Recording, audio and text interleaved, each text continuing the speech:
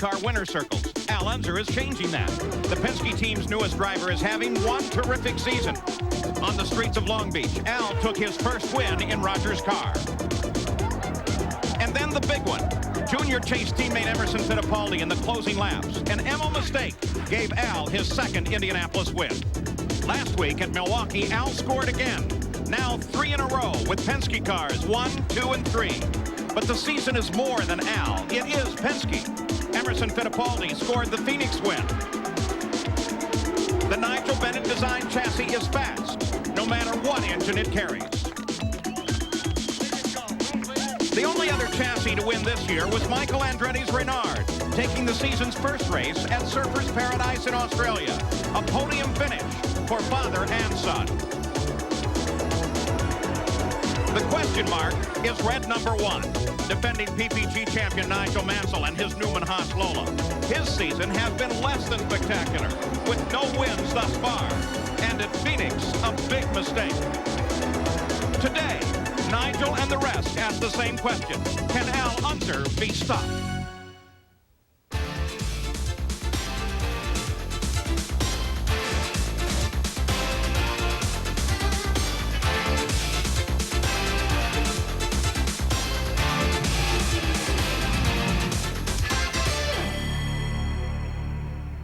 From the magnificent Belle Isle in the Detroit River, just off of Detroit on the border between the United States and Canada, ABC Sports presents the ITT Automotive Detroit Grand Prix. The official ceremonies are already underway down at the pit entrance. Let's go a little further up the pit road to Gary Gerald.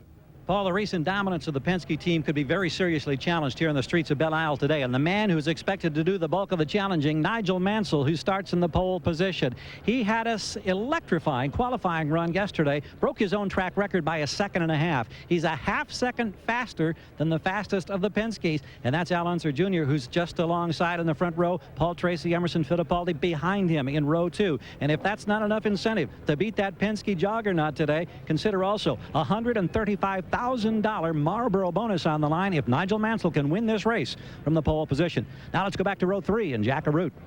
Gary, this logo was missing from the Indianapolis 500, but it's back in row 3 and back in Detroit with a vengeance. Part of the engine package for Rahal Hogan Racing, and Bobby Rahal has qualified quite well. It's a new, updated version of the Honda engine behind Bobby Rahal today, and people must remember that it took 3 years in Formula One competition before Honda was victorious. Many people feel it'll be sooner in IndyCar competition. Then there's the story of the 4th Brazilian in IndyCar competition. Mauricio Gugelmin, teammate to Michael Andretti, has qualified on the outside of that 3rd row. He hopes to join his teammate Michael Andretti in victory lane. Andretti winning for Renard first time out in Australia. He qualified far better than his teammate Andretti did here in Detroit. Paul?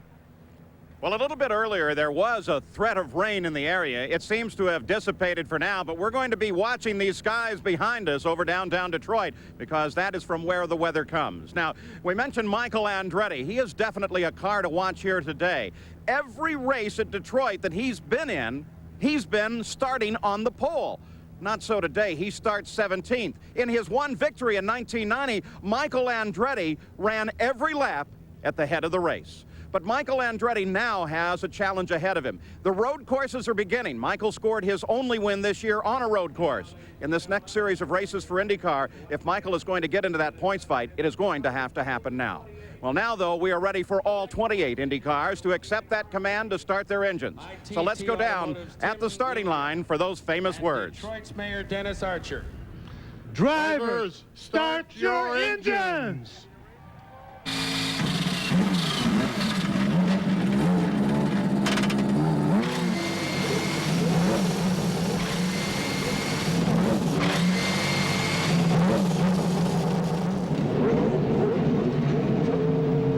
So there they are, Mario Andretti ready for his last start here in Detroit. The Penske team confident of victory once again. We will see if that happens. When we come back, we have more leading up to the start of the Grand Prix here in Detroit. The Renaissance Center, the centerpiece of downtown Detroit, not far away from Belle Isle. Just below the shot, the island itself and the racetrack. The Indy cars are already rolling on their parade lap. So let's take a look at the starting grid. On the pole is Nigel Mansell. He has only won once on a road course in his IndyCar career, alongside Allinger Jr. looking for 4 in a row. In row 2, Paul Tracy, a third last week at Milwaukee, and Emerson Fittipaldi, a 2-time winner here in Detroit. Row 3, Mauricio Gugelmin, the fastest rookie qualifier, and Bobby Rahal, the winner of the first race here on the island. In row 4, rookie Jacques Villeneuve. And Teo Fabi. In the first IndyCar race in Detroit, he finished 4th. Row 5, Mario Andretti and Robbie Gordon. Row 6, Stefan Johansson and Adrian Fernandez. Row 7, Ari Luyendyk and Raul Boesel. In the 8th row, Mike Groff and Christian Danner. Row 9, the 90 winner, Michael Andretti and Brian Herta. Row 10, Jimmy Vasser and Frederick Ekblom. Row 11, Scott Goodyear and Marco Greco. In the 12th row, Mark Smith and Dominic Dobson. Alessandro Zampedri and Scott Sharp make up row 13. And the 14th row, Buddy Lazier and Willie T. Ribbs. So that's the way they line up as the wind picks up here on the edge of the Detroit River. The question, Sam, is can the Penske team be beaten? Oh, Paul, I think things are still wide open. After all, this is only the 6th of 16 races. And I believe personally that Nigel Mansell, the defending champion, is about to come on really strong. When you think of what's going on in the world of hockey with the Rangers and the Canucks, it just proves that in pro sports today, anything can happen. No question about that. But Bobby Unser, the man who wins today, what's it going to take?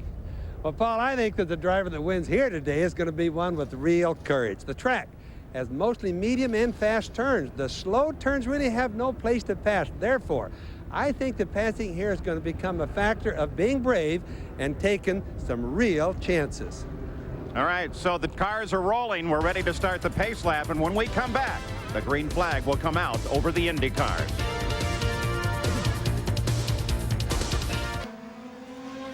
Back at the ITT Automotive Detroit Grand Prix, the Indy cars are now on the pace lap itself. As the pace car begins to pull just a bit away, here is the challenge as we look ahead to 77 laps here. And Danny Sullivan, last year's winner, of course, is not racing in the Indy cars this year. Earliest possibility, we think, for a pit stop would be on lap 15.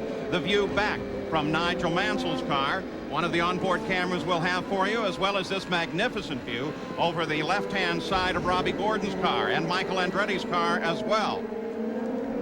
Further onboard cameras throughout in the field as well. We'll show them to you during the running of the race. Remember, the start here was so controversial last year. The rule is the pole sitter has to get to the line first. The pole sitter is on his way. In fact, a good start over the line. He gets well ahead of second place as he comes to the line. One engine could already be in trouble. We've seen a couple of puffs there as Mansell takes the lead of the race. Well, Mansell sure didn't let happen what happened last year. He had about 2 car lengths ahead of Little Al last year. He got snookered a little bit by Emerson Fittipaldi. And Mike Groff already off the course and into the tire barrier. That will bring out a local yellow. The IndyCar safety team already there helping him. It's amazing what these tire barriers do. The drivers sometimes drive in there well over 100 miles an hour. It doesn't ever seem to hurt much, Paul. With Team Penske in pursuit, Nigel Mansell pulling away from the field. Remember that last year he did not do well on road courses. A great surprise to everybody. But now Little Al begins to close on Nigel Mansell. Mansell's success last year depended on his skill on the ovals, which he had never run on. You mentioned that he wasn't good on road courses, Paul. He must now reverse that trend this year if he's going to be champion. Bunch of road courses coming up in the next few weeks. He must excel if he's going to erode the Penske lead. Paul Tracy sits in third, Emerson Fittipaldi in fourth, and then Mauricio Gugelmin as he comes off of the corner with Bobby Rahal finding new power in that Honda engine. Comes off just behind Gugelmin. On that Honda engine, Bobby Rahal has an engine that is now firing with the same order as the Cosworth Fords and as the Elmore engine, Paul, and it seems to have made a lot more horsepower. What that means is they fired 2 pistons simultaneously. On the nose of Bobby Rahal's car, Teo Fabi just behind, Gugelmin just ahead. Bobby, it means, of course, the engine sounds differently. They're aiming for torque. Ari Luyendyk into the pits, unscheduled, obviously. We'll keep track of that. Back with Bobby Rahal. He runs in 6th. The big changes to that engine were to get it more torque, which would help it accelerate, of course, off the turns, which would be ideal for this track. And he qualified better today or yesterday than he has in some time. People that have normal engines drive on the highway fire one piston at a time. The difference being, Sam, is explained a little further, is they fire 2 pistons at one time, makes an 8-cylinder almost like a 4-cylinder. 2 cars with an early visit to the pits. One of them you saw a moment ago, Arie Luyendyk, but Gary Gerould, also Stefan Johansson. Indeed, Paul. Real problem is they came in and the right rear had just been totally shredded and demolished. We don't know where the contact was, but he obviously was in a first lap incident. They've made the change, fresh rubber. He's back out, but now at the back of the field. And take a look at Al Unser Jr. as he comes around Mansell, and little Al picks up the lead. Yes, and you know, passing is so hard here. I almost missed that when it happened so fast. Yeah, like you said, it's hard here, and he just zoomed right around. Yeah. Now Paul Tracy comes up to challenge.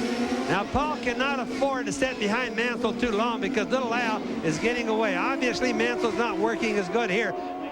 There he goes right there, and he knocked him out. That was clean pass, and I think Paul Tracy knows that he cannot at this stage in the season, with only 1/3 place to give him points, afford to make any mistakes. He made a mistake at Indy, he made others. He must drive clean races. We were all sitting here cringing, Sam, when that pass happened because we didn't know if it was going to fit or not. So now it's Emerson Fittipaldi that begins to line up on Nigel Mansell. Though here in the early laps, Mansell can take his time. Here was the pass as Al Unser Jr. came right down to the inside on the exit of the corner. Boy, nice piece of driving there. Is that chassis handling well? And the idea is of course, to block him out, which little Al has him blocked now where he can't do anything. And if you notice, straightaways are so short, Paul, he had to really get an early start at him. Take a look at this. This is the accident involving Mike Groff, which also involved Luyendyk and Johansson. But Groff hopped across one of the barrier strips and straight on into the tires. Now, sometimes Mansell has let the others set the pace early in the race. I doubt very much that that's what he had in mind here. I think Mansell is going as hard as he can now, but we have seen him in other races play the role of the fox, drop back a little bit. But you could tell, Sam, he wasn't going to do that here because you could see that start. Mansell was going at it from the very beginning. Emerson Fittipaldi now closes on Nigel Mansell. That lens will push the following car back just a little bit, but still it's a spectacular shot. Whereas psychologically, when you're in the car, the guy behind you seems huge in your mirrors. Big difference. So Fittipaldi now in pursuit of Mansell. Al Unser Jr. has the lead. No driver has ever won at both Milwaukee and Detroit. Seems though, like we said something earlier this year, no one had ever won at Long Beach and Indianapolis. Little Al is rewriting the record books. Well, only 3 drivers in this field have competed in all 6 Detroit Grand Prix. Interestingly, a real changing of the guard issue. Now, Emma's faced with the same decision that Tracy had. He's going to have to take a hard run while his tires are good at Mansell, or forget about passing Mansell at least until after the pit stops. You see the rest of the group coming down in pursuit behind Fittipaldi. Gugelmin, Rahal, Bobby Villeneuve, and Robbie Gordon. Rahal looking for position on Mauricio Gugelmin. Now remember, this track, unlike a lot of the others, as I mentioned a little bit earlier, has no real long straightaways with hairpin or real long turns at the end, which is normally where the passing happens. Watching 5th through 9th. 10th place now is Mario Andretti. Gugelmin, the first car in this group here, is a veteran of 74 Grand Prix. His best finish ever was 3rd. This is that great helicopter shot. Remember, the helicopter can fly at about 130 miles an hour. The Indy cars just drive right away from it. Sure gives you a good idea which way the turns go and what the drivers have to be looking at. That's the battle for the front of the field. Here it is again. It's first Al Unser Jr. and then Paul Tracy. Remember last week at Milwaukee, the Penske's did not qualify right at the front, but once the race started, they just swarmed to the front. That was a 1-mile oval, a completely different configuration than this track. Here again, almost the same thing happens. Mansell seemed to have them handled in qualifying and then has surged, they have surged past him. So at the front of the field, Nigel Mansell, who picks up the lead from the pole, is then passed by first Unser Jr. and then Paul Tracy. We'll be back after this message and a word from our ABC stations. For the first time in his IndyCar career, Al Unser Jr. is leading at Detroit in the ITT Automotive Detroit Grand Prix. But there was earlier incident, and now a yellow outstanding to guard this car, Raul Boesel. Jack, what's the story here? Well, Paul, we checked with Raul Boesel with his crew, and Mo Nunn is calling the shots down here. Mo, what did Raul tell you over the radio about the condition of the car? Raul said the dash just went out and the engine died. Other than that, we don't know. Has it refired? Sorry? Has it refired? No. Paul, they seem to think it might be an electronic problem, but from all the smoke that we saw, it also could be an expired motor. Well, we'll keep an eye on Raul Boesel, who's in a precarious position. What you just saw was Teo Fabi, as he had to maneuver out and around none other than Mike Groff. There's Groff's car. He was involved in that incident earlier on, and he's back out on the course. But now they go to a full course yellow, and that is to recover the car of Raul Boesel. They thought that was too precarious a position, and so we're now full course yellow. The field will line up behind the PPG pace car and Al Unser Jr., and reform, and we'll go racing again with 8 laps complete here of the 77 in Detroit. We're back at the ITT Automotive Detroit Grand Prix, still under a full course yellow. And here they've been concerned about tire pressures, checking pressures there, but there's another pressure. Yeah, that's right. Detroit, one of the cities for the World Cup. And Saturday, ABC Sports coverage of World Cup 94 begins. The USA takes on Switzerland live beginning at 11:30 in the morning Eastern, 8:30 Pacific. Then the world's best golfers take aim at our national title, the U.S. Open Golf Championship. Live weekend coverage begins Saturday at 1:30 Eastern, 10:30 Central, right here on ABC Sports.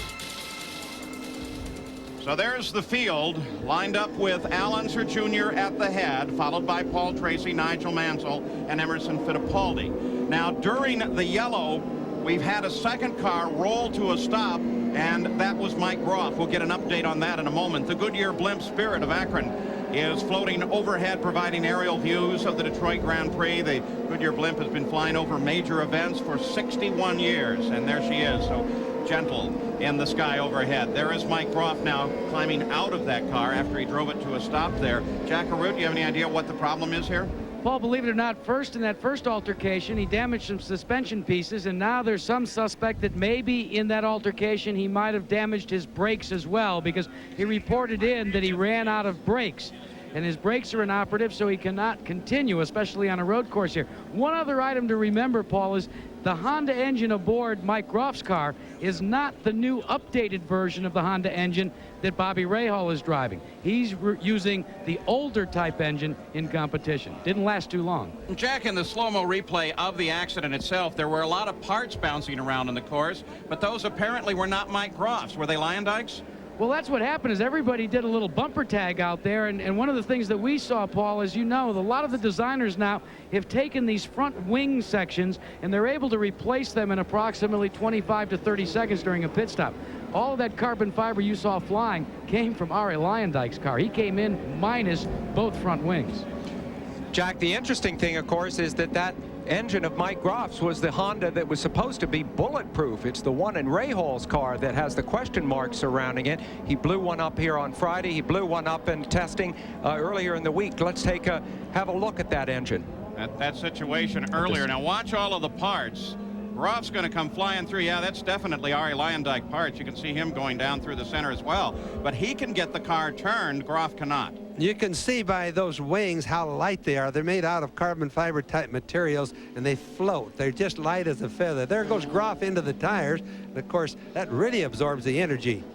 Jack, you have more? Well, Sam, the thing I was going to answer Sam Posey's question, the engine is tried and true and proven. It didn't fail them today. It happened to be the mechanical problems from that little altercation riding up over Luyendyk and Johansson. The motor was still running fine. So still under a full course yellow here, as there's some of the rescue divers just off the edge of the track in the river, just in case they're needed. We hope not.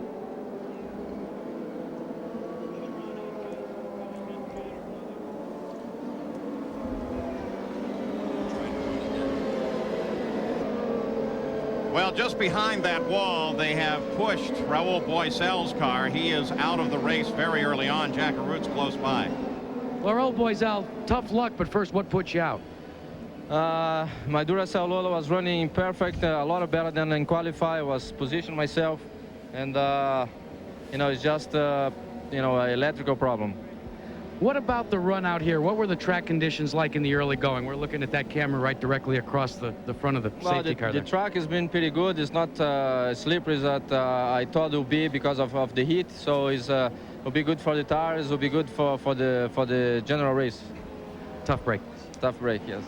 Tough to see him out early on. We're looking for Mike Groff as well, who climbed out of his car. You saw him running back, and there is his car on its way back, still under full course yellow. And of course, it's doubly frustrating for Raul Boesel to be out of the race because he is so physically fit. He prepares with such intensity.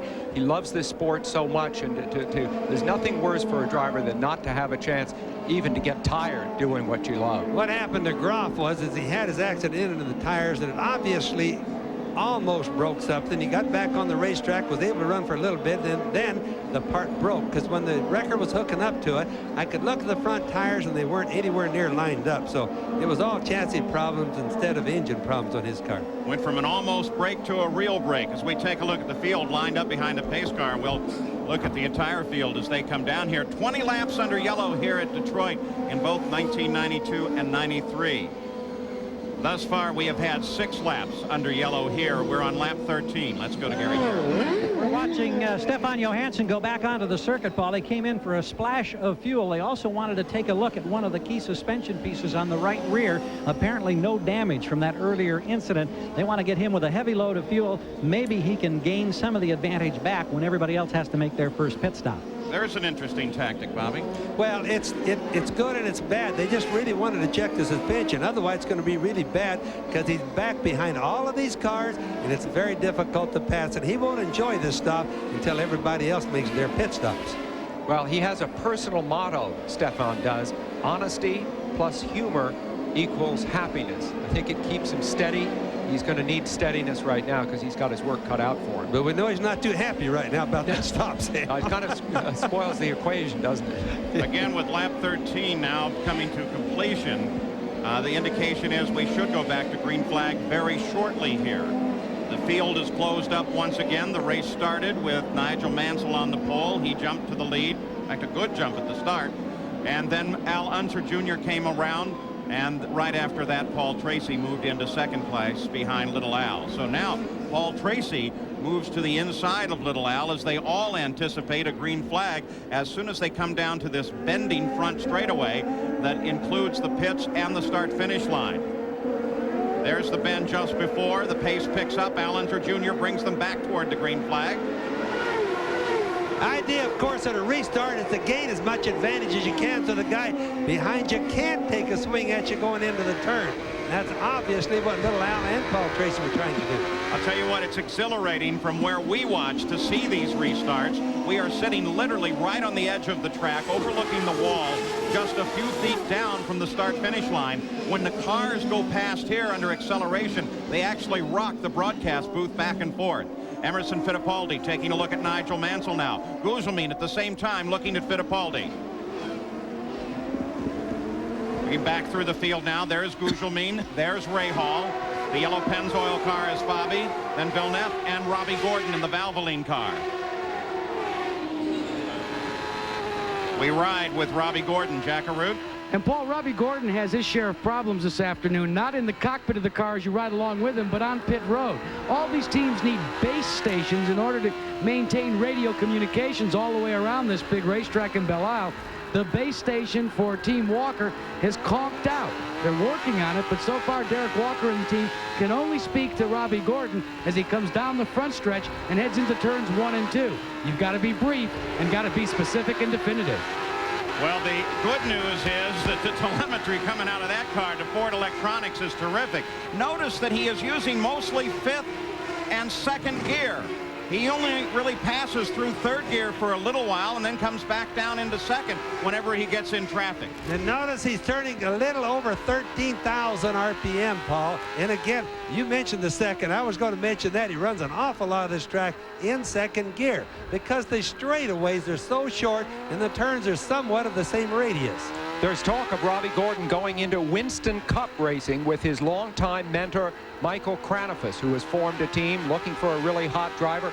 This is a man very high on his list. That would be a loss, of course, to IndyCar racing. Michael Kranafis has been prominent here at the track this weekend. Just ahead of Gordon, Villeneuve, and then Bobby Rahal now sits in 6th place. We'll come up and take a look at Rahal as he chases Mauricio Gugelmin. Yes, and I was just going to mention, as you watch the telemetry stuff coming out on the engines and stuff, everybody probably wonders, how does the driver know when to shift?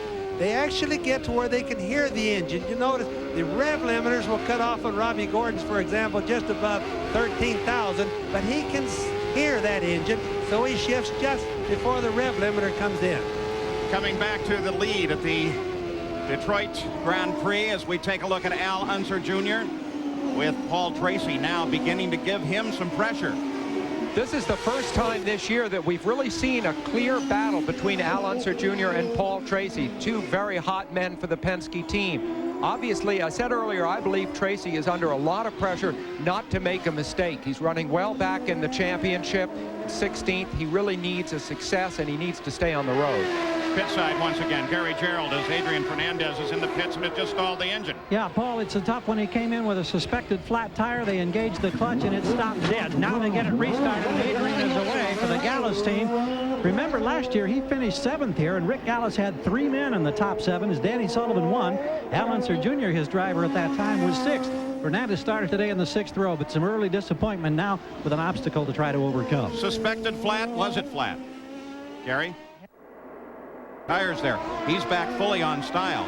The strongest rumor, and we reported just as that, seems to be that there is a good chance that Nigel Mansell will drive in Formula One in the races that do not conflict with IndyCar. As we hear more on that, we'll certainly update you. Well, can I just throw in a little rumor, Paul, that I'm pretty sure is true? Nigel will be going with Formula One next year at least. This goes on past your rumor. And none other than Michael Andretti is going to be driving this car. Rumor Central in full tilt here. Well, you know, if you go to the Newman Haas trailer where you can buy model cars and t-shirts and stuff, you can buy 1/43rd scale models of Mario's car and Nigel's car. Mario's car is $22 and Nigel's is only $20. And I asked, well, why is Mario's more expensive? And they said, well, it's his last year. I think they're going to add $2 to Nigel's model too, don't you? I don't know. I have some doubts. Nigel seems to be, from time to time, quite happy in Indy cars. He may drive some Formula One, but I think he'll keep his focus here. Al Unser Jr., though, is the focus of this race as he continues his lead. The full course yellow is about to come out in the ITT Automotive Detroit Grand Prix. That car on the left, the MyJack car 19, is Alessandro Zampedri, whom you may remember from the starting situations in Australia, but this time not his problem. Dominic Dobson spun in front of him, and Zampedri just got caught, pulled out to the wall. Boy, Dominic made a bad boo-boo, left Zampedri with no place to go. Look at him, just collected him up. Cars were really getting together. It's lucky he didn't crawl up on top of the other car there, Paul. Ideal time for the pit stops. Al Unser Jr. on lap 21 takes advantage of the full course yellow that is now out and comes into the pits, as does Gugelmin, Villeneuve, Nigel Mansell. They have all come into the pits just in the few seconds between the start of that accident and the full course yellow coming out. And remember on the pit stops, first in, first out. The guys that can come in the quickest go out, and they're ahead in the stereo scoring in the lineup. And that's so important on a track that is so hard to pass on. Remember, too, there is a speed limit in the pits, so there's every time that there's a mass pouring into the pits, we know there's a chance that someone will exceed that limit and get a black flag. But what it does is gives Nigel Mansell the lead. Newman Haas got him out ahead of everyone else as they came into the pits, and now he looks for the pace car to pick up the pace car under the full course yellow. Let's update in a few minutes the Mike Groff situation. He has now been thoroughly checked over. In a moment, we'll be able to talk with him. Jack Arute is pursuing him. In the meantime, we'll go to Gary Gerould. Paul, you mentioned that race coming out of the pits was won by the Newman Haas team, but it was very close with Jacques Villeneuve. They nearly touched wheels as they exited pit road and got out onto the race circuit. Neither man willing to back off. Mansell ended up with the advantage, but the young rookie from Canada was sensational, and he is just a pit or two in front of Mansell coming out. It was very hairy down here. So Nigel Mansell, without question, someone to watch this weekend. Started on the pole, was soon passed by Al Unser Jr. And then under these pit stops, the scoring's been somewhat scrambled. For the moment, you see the 2-car of Fittipaldi sitting just in front of him. Fittipaldi has made a stop as well. We'll wait until they come past the start-finish line again, and we'll sort out the scoring totally. But right now, Al Unser Jr. is lined up just ahead of Mario. And then, as you look back through the field, there's the 2-car of Fittipaldi and Nigel Mansell. So it's Al Unser that comes to the front of the field when we are ready to go back to Green Flag Racing. After this message and a word from our ABC stations. Down below, they're still behind the pace car in a full course yellow. Arranged this way: Unser Jr., then Mario Andretti, then Paul Tracy, then Bryan Herta, Emerson Fittipaldi. Nigel Mansell is in 6th position, actually sitting behind the pace car. Fittipaldi is up just a bit on that. Let's go to Jack Arute. Well, we're with the man that participated in the first full course caution of the afternoon, Mike Groff. First of all, Mike, we know you're okay, but what was the condition of the car? What happened? The car was actually okay. We went into the tires, unfortunately. That's not the way that we like to get on TV here, but I think the Motorola car was poised for some good running today, but we had some problems with the brakes. I noticed it on the first turn. The front's locked up big time. And I went into turn 3, and the car just went straight on. We carried on, and the car progressively, the brakes locked more and more. Now they can't even tow the car, so we had a mechanical problem. At the drivers' meeting this morning, they talked about some of the improvements here at Detroit, namely runoff areas. Did that help you today? No question about it. I think the organizers of this race and CART did a great job getting the tires up. Like I said, it's not. I hate to be the one talking about it, but it's great that they're up. We're going to look into what our problem was there, and we'll be back for Portland. Well, thanks for stopping by. And let's check in with the man that was participating in the second full course caution. He's with our own Gary Gerould right now. Gary? Jack, that's Dominic Dobson, and he made his way back across the racetrack. Dominic, tell us what happened back there in that traffic situation. Well, the PacWest car had been running fairly well. You know, it's been a long weekend for us. We didn't qualify well. We'd moved up, but I believe I picked up some debris and punctured a rear tire. And the car was getting looser and looser, and I think it was going down. I just lost it here in turn 1. And I didn't contact too hard, but Zampedri was behind me. There was nowhere for him to go, and he ended up slamming into me. So, unfortunately, it put us both out. Sad way to end the day. Yeah, I know. And you said it'd been tough to qualify. Last weekend, it was such a great qualifying effort. You were up there in the 3rd row at Milwaukee. Yeah, we did. We had a great qualifying on the mile oval, and I just want to thank my team. They worked very hard, and hopefully we can get 4 good cars ready and go to Portland next weekend. Appreciate your time. Thank you, Don. Thank you. Paul? All right, let's reset this a little bit for you. We're under our second full course caution of the day. This one when the man you just saw, Dominic Dobson, spun in front of Alessandro Zampedri. We're going to let you look through the entire field here, led behind the PPG pace car by Al Unser Jr., then Mario Andretti. 23 of the 28 cars that started are still on the same lap with the leader. And although Nigel was the pole sitter here last year, he never led. He did lead the first laps here today, now sits back in 6th position. And Bryan Herta, who started 18th, is now in 4th position. But neither Bryan Herta nor Mario Andretti, who sits in 2nd position, have stopped for their first pit stop of the day. So now we're beginning to see even more of the tactics play out here. Al Unser Jr., Mario Andretti, Paul Tracy, Bryan Herta, and Emerson Fittipaldi are at the lead of the group behind the pace car in that order for the race. And there you see the rest of them: Villeneuve, Robbie Gordon, Teo Fabi, Mauricio Gugelmin. Of course, if Mario's plan is to come in just before the track goes back to green, it'll put him completely behind all these other cars in a very bad position. So my guess on Mario is that he's going to go on hope for another yellow flag. Some races, they just gamble on it. Sometimes they get them. It'd be a big gamble, though, Paul. We take a look at the race summary at the conclusion of 24 laps with more cars out here in the early going than we had in last week's run at Milwaukee, which was spectacular in terms of mechanical achievement as well as racing, with only 1 car failing before the end of the run itself, though it was shortened by only 9 laps. Now, as the pace car works its way off the track, they head for the green flag once again. Led by Al Unser Jr., the green comes out. Mario Andretti is right behind him. But remember, Mario has not yet stopped. And watch Paul Tracy. Mario's light on fuel. Tracy is heavy. Now watch this there. Pretty easy to pass. Tracy went right by Mario. This is the reason I think Mario's wanting to stay out, is so he can get another yellow and always stay up near the front. Fittipaldi just ahead of Nigel Mansell. Fittipaldi is 5th. Bobby, you made the point at the beginning that passing was going to require an act of bravery, but we have seen a lot of clear passing, and I wonder, last year there was a lot of talk about blocking on this track. I think no one is blocking, and the racing is much better for it. So far right now, Stan, what we're seeing is clear passing by the Penske cars. We've not seen a clear pass by any other car. It would appear to me like the 3 Penske cars are out handling the other one pretty hard so far. Herter is around Mario Andretti as well, and now Fittipaldi lining up behind Mario. Just ahead here, you got the glimpse from Nigel Mansell's onboard camera. Now you see the 3 of them lying just ahead.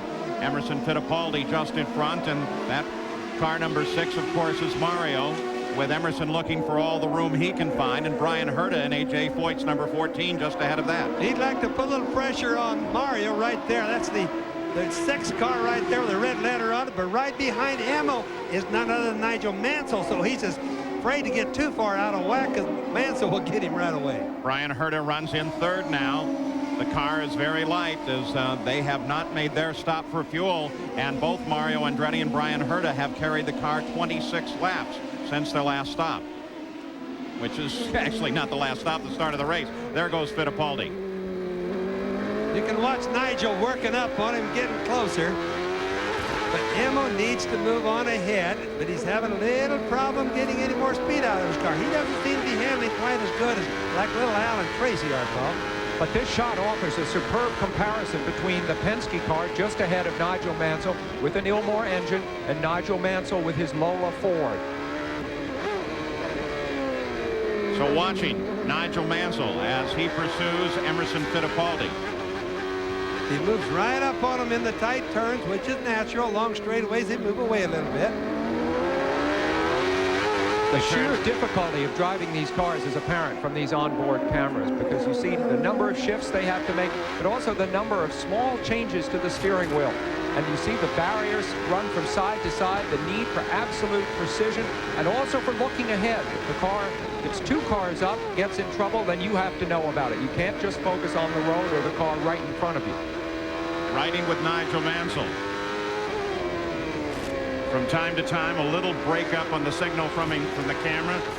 Look, though, Nigel, who started on the pole, has fallen steadily backwards here on the 27th lap, sits in 6th place. He actually didn't come out of the pits too fast. Their pit stop was a little bit slow, and he lost a lot of positions right there, Paul. He also knows that he must, if he's going to mount a championship effort, he knows he must succeed today and that he must succeed on road courses. Mansell still looking for any opportunity on Fittipaldi. And that's where the battle lies. Mario, then Fittipaldi, then Mansell, then Villeneuve, then Gordon, running from 4th back through the field. In fact, from 4th back, they are lined up tightly together. You get a good glimpse of that right there. Fittipaldi, the only 2-time winner of this race in the race. Very tough customer here. Very confident this morning as I saw him signing autographs, walking around. With Emerson, you can tell when he's confident because he shows himself to the public. He's out around. He was confident this morning.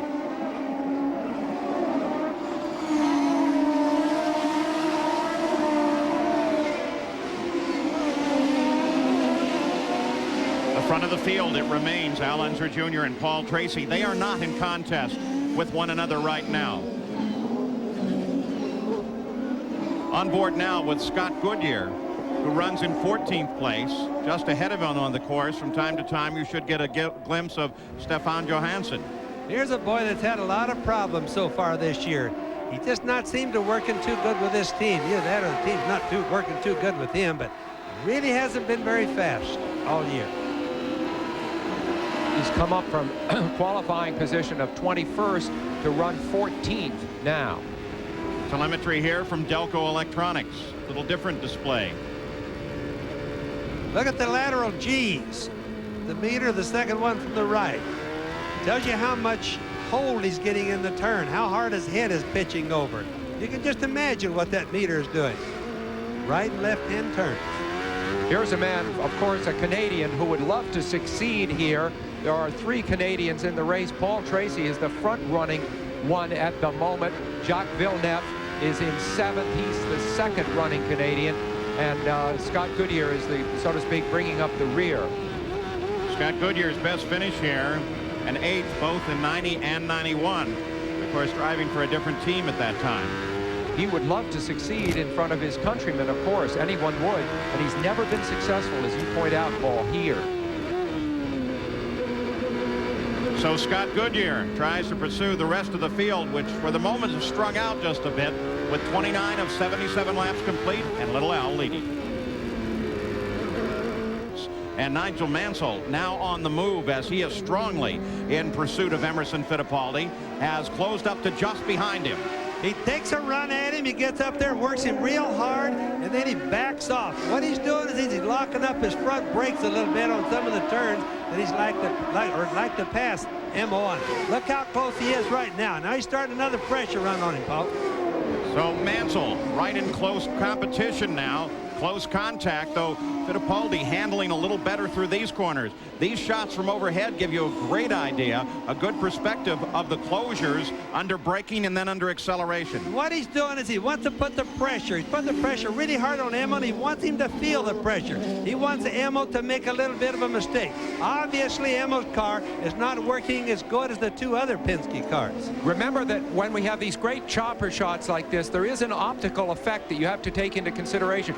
When they seem to be further apart on the straight than they are in the slow turns, that's not necessarily because the car ahead is out accelerating or out speeding the other one. It's just that the time interval between the two cars is still the same, but that time interval is bigger. I mean, the distance interval is bigger on the straight than it is in a tight turn. So at the front it remains Al Unser Jr., followed by Paul Tracy. But now we're beginning to see, I think, some tactics, some strategy develop in the pits. Gary Gerould, you can update that. Paul, indeed, I think we are. It is a long shot. It is a remote possibility. Because there's been so much yellow early, that has enabled Mario Andretti to stay on the track. Remember, when that last yellow came out, most of the leading teams came in and made a stop for fuel and tires. Mario's crew is electing to keep him out as long as possible, because if they can get up anywhere around, say, lap 40, then they're past halfway through the race. And if there's more yellow in the future, this could possibly be a one-stop race for Mario Andretti.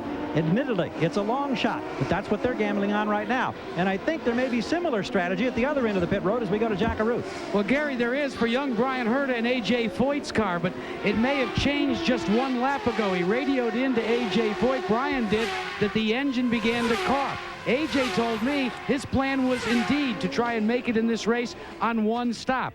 They're playing a little liar's poker now. They're waiting to see if Herta will elect to bring the car onto pit road this time around. We'll wait and get back to you if he does. Well, let's keep an eye here on the 14 car of Brian Herta. He currently runs third. Yes, that's very good for him. And also, if he's coughing now, it won't be because of fuel, Jack. It's going to be something else wrong, because he's got to be able to go more than 20 laps without having a fuel problem. You see him there in the picture in the inset wearing glasses. He is so different from A.J. Foyt, his mentor, but this team loves him and has full confidence in it. It's a wonderful thing to find that A.J. has found someone that he can really work with, a young man to bring along and make his own.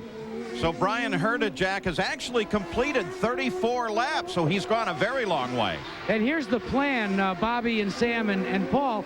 They want to make it to the 38-lap window. The cough seems to have gone away. A.J. Foyt just growled to the crew, bring everything back over the wall. We're going to roll the dice. Well, we're looking for some action then in the pits, perhaps in the next 4 laps from both Mario Andretti and from Brian Herta. You got a glimpse of a car off to the side there for a moment. That was the 25 car of Marco Greco that just rolled. Oh, there it is, rolled to the side of the track, and Marco climbed out of the car. We'll try and find out what the problem was for you. Which only means it has a local yellow. And incidentally, there's Brian Herta again. In a position to maybe be on the podium is incredible. I know this gamble has to pay off. It's a long shot to be sure, but we are watching Brian Herta in the forefront of this race, and it's very exciting. And when you talk a guy who has race savvy, none other than A.J. Foyt, he can figure out tactics so fast. He did it for so many years in the cockpit. Now he almost has leisure time in the pits trying to do it. You know, he's in third place and absolutely running good. There's A.J. Foyt right there. And, you know, if it's really something that you take a new team, put it together, no experience for Brian Herta and have him in third already. A.J. Foyt talking to his driver. While we wait for that potential stop, let's go to Gary Gerald. And a quick update on Marco Greco. You said he stopped and was out of the car. We're getting a report from the crew of gearbox problems. We also are experiencing scattered drops of moisture out of one of these dark clouds passing overhead. And a third note, Paul, we expect Mario perhaps within the next 3 laps.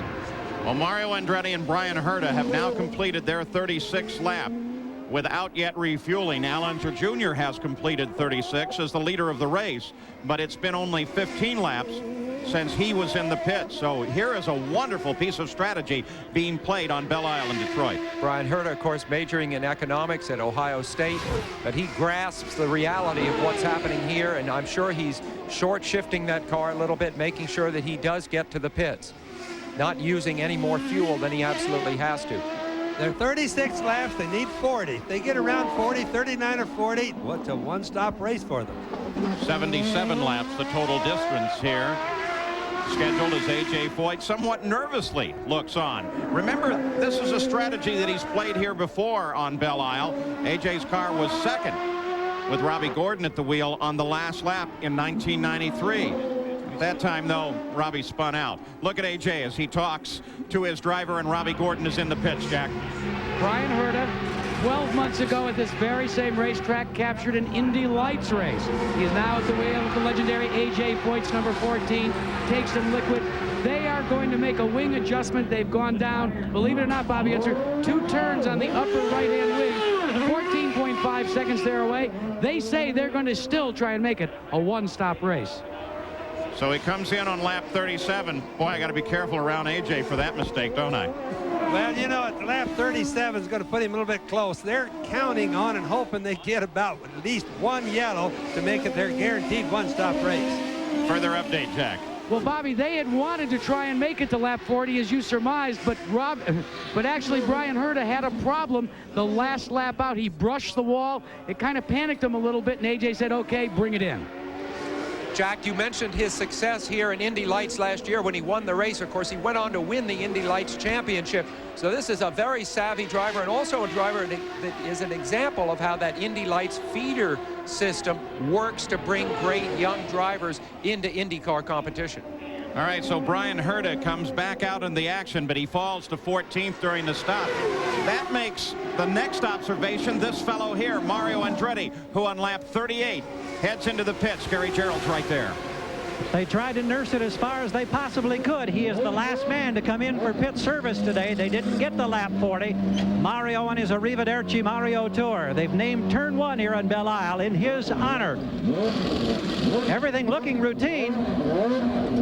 Flipping the throttle, off the jack, and rolling 14.3 seconds. So the question, Bobby Unser, let's just try this. There were 3 laps, nearly 6 miles before the green flag. Then Mario Andretti and Brian Herta carry it to at least the 38th lap of a race in which there are 77 laps scheduled. Why can neither one of those drivers make it to the end? I would think that they could. Well, they can, but they're going to have to keep short shifting. Now, if they were to, for example, get a yellow right now, Paul, they could go ahead and run the cars hard the rest of the time. But right now, in order to know that he's not going to pick up air or lose the fuel pressure, he's going to have to short shift, run a slower speed. This is going to hurt him, and it's questionable. Is it worth it, or is it better to go really hard the whole race and make 2 stops?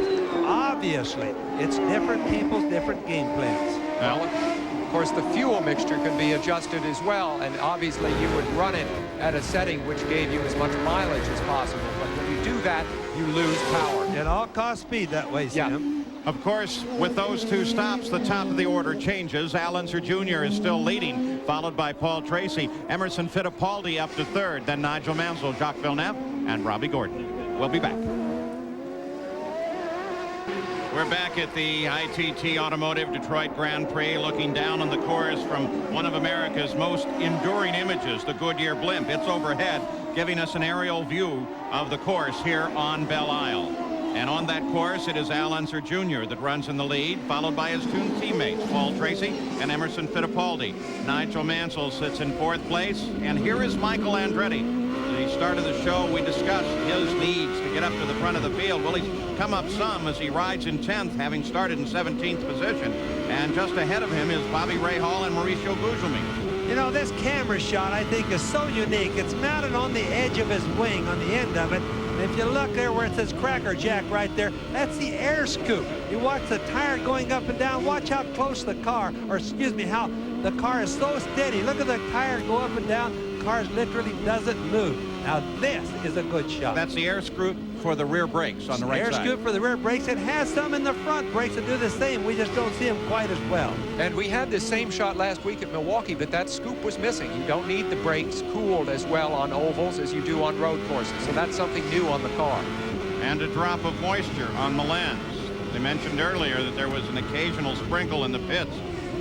And that could indicate that one of those clouds is passing over again, and that too could have a massive impact on this race. It certainly could, but you can see, look at that beautiful sky up there with the clouds. There's not too many really bad thunderheads, just little ones that are going over occasionally. I think it's going to be limited to that, Paul. Only takes one. Look here, as he goes through the corners, watch the roll of the chassis, which you can see. If you lay the chassis as he rolls out, he makes that right-hander, the chassis rolls out to the left. And there's very little actual roll in these chassis. They set basically flat, but you can see better from our camera position with the cars than you can by watching the cars run on the racetrack. Well, exactly, Bobby. Compared to a passenger car, there's only a fraction of the roll. I mean, as you look for it there and you try to see the body leaning, you really can't. The reason for that is they're trying to keep the underside of the road car as parallel to the road as possible so that the venturis of the ground effect system work as well as they possibly can. If you watch the cars going right there now, Sam, you don't see the tire moving up and down as compared to the chassis. But as soon as we put the camera on it, shows you how nice the camera will show us. Bobby Rahal with Gugelmin just ahead of him. You can see that for the time being, Rahal is not in that close a contact. Let me just say, I think Rahal is one of the finest drivers in the business right now. Look at this perfectly executed pass by little Al diving down inside Buddy Lazier. So Al Unser Jr. still at the top of the field. Paul Tracy chases, followed by Fittipaldi. Nigel Mansell is fourth. Jacques Villeneuve, young man with one terrific season under his belt as a rookie in the IndyCars, currently sits in 5th place. That is a team, the Forsyth Green operation, with this new driver. They had him, of course, as a driver in the Atlantics last year. They've really come together so well, and they've been so strong all year. Let's go to Gary Gerould. Paul, we were just checking with Barry Green, who is the co-owner of this team and, of course, such a great fixture in IndyCar racing for so many years. And he's been so full of pride over the performance of the team and the young driver. We asked him how the car had been responding since that first stop. He says, we're hanging on with a big grin. They know that Robbie Gordon is lurking close by, but they were very proud of their pit stop that gained them a couple of positions into the top 5. There gives you the interval back to Villeneuve. Just behind him, of course, is Robbie Gordon. Nice little fight here right now. These are two hot young Chargers, and it's good to see them racing together. Could provide some action. And you can certainly see the different lines. Oh, and Mario's off course and into the tire barriers. His last race at Detroit, but remember, they got Mike Groff out of the barriers and got him going. You can't tell how much damage might exist to the front of the car, but the fact that he's in so deeply, especially with the left side, there may be some damage there. It's so easy sometimes. It's going to damage the wings for sure, and sometimes maybe the suspension, like it did on Mike Groff, but maybe it didn't hurt very much. You know, it's so easy to get into the tires here on a course like this. I'm sure we can see his front wings have been hurt quite a bit there because you can see the tires wrapped around it. They're really good. So it's not good news for Mario. Another issue is the car stalled, and how tough will it be to get it going again? Because if the damage is superficial, he could make it back to the pits and get a new nose cone. Trouble is, look at the time that's being lost. And look at the skid marks. He just came straight off the corner on the exit, Bobby. Yes, he did, but that's also could have been from oil that somebody dropped on the road, or there could have been another car that he was lapping that was having a bit of a problem. That's very often what happens at a track like this. Well, remember last year, Bobby, they really had just a single groove to run in by this part of the race because the tires had worn so much. The rest of the track was what we call marbles. And this year it's better. The tire compound is different for this race than it was last year. It's a little bit harder. But even so, by this point in the race, if you get off the line very much, you can get in trouble. Well, Mario sat there so long that he's just pretty much out of the race right now. Even if he gets back in, he's totally out of contention. He's hung up with the tires too hard. Ford Electronics on board Robbie Gordon's car. Boy, they've done a nice job with this, too, giving us the gear as well. The report, of course, from the IndyCar safety team, we could pretty much tell Mario Andretti is not injured in that accident. You'll see him coming up on the left. Well, gone. And just watch the speedometer where it says MPH over there. Watch how fast these cars accelerate. They'll go from almost nothing into way over 100 miles an hour and just almost nothing flat. Look at this fight with Villeneuve. They continue to battle for 5th place. Two young guys that really have a lot to prove. Both in their mid-20s. Jacques Villeneuve having his rookie year. Robbie Gordon, of course, his 3rd year. Mario is staying in with that car. That was our broadcast booth that just flashed by on the left there, right on the edge of the course. A terrific view. And they've got Mario started again. And we'll look at the car for damage. Look at that car. It's still basically together. Now, how in the world could you have a wreck like that and not have any more problems? Look at the wings are still on it. The wings are still there. It's amazing what those tires will do to cushion a crash. You know, for years, barriers with no protection. That would have normally been hitting a cement wall or something like that would be a $100,000 wreck. Really You know, easy. what a simple solution, the used tires. And they band them together. If you don't band them together with the steel straps, they don't work. Let's go up forward now. Nigel Mansell as he chases Fittipaldi. Jack Arute, you have an addition? Paul, just goes to show you the cooperation. At last year's drivers meeting at this race, the drivers brought up a point about in the runoff areas, if they could add more rows of tires, they thought they could slow the cars down with less damage. That's what Wally Dallenbach, Kirk Russell, and the rest of them did. And there you see it. Saved $100,000 for Mario Andretti. And so simply, too. Mansell now in pursuit of Fittipaldi. This is a fight for 3rd. But earlier, Mansell, I noticed, was having trouble with his right front wheel locking up under braking. Now, if he's going to get by Emerson, it's probably going to be under braking, and yet he is not able really to brake that deep. It's going to be interesting to see if he's able to get by exactly what tactic he uses. Sammy pushes on him really hard, just as he did earlier. And then he backs off a little bit, lets Emo have a little breather. What it is, still the same old deal. He's trying to worry him to death before he takes a real hard run at it. So Mansell in pursuit. Al Unser Jr. leads Paul Tracy by 6 seconds, so no contest at the front of the field. We'll continue to watch Fittipaldi and Mansell.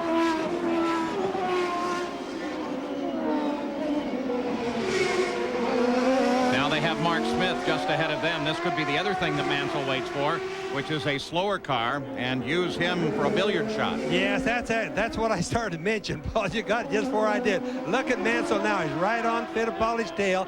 This is when he's got to do it, because if he can lock Emo into a certain place behind Mark Smith, he gets by him real easy. Yeah, Mark Smith didn't want any part of that. Well, we're talking about sportsmanship here, though. He saw who was behind him. Mark Smith just intentionally pulled right over. It wasn't a let-by. He just deliberately made sure the track was clear for these two men. Look ahead to Fittipaldi's car. From time to time on a gear change, you can see a flash of flame from the exhaust. The exhaust is just behind the half shafts extending out to the 2 rear wheels. That's caused by when you shift, the fuel keeps getting in the turbocharger. The turbocharger running like 1,800. Oh, and Fernandez into the wall. He moves around. Apparently he's okay, though the right rear of the car looks like it suffered some heavy damage. This time, the cash register is ringing. He has hurt the car. Again, the IndyCar safety crews are right there, but this is a very precarious position.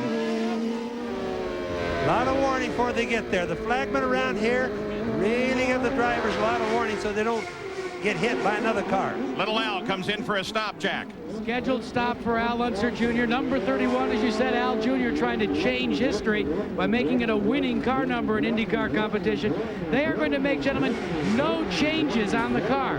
They have completed the fueling. That's what they want to make sure they get a full load. They do in 15.0 seconds. Jack, of course, you mentioned that winning streak. This would be his 4th consecutive win if he can manage it. Only one other person has done that in recent history, and that is himself.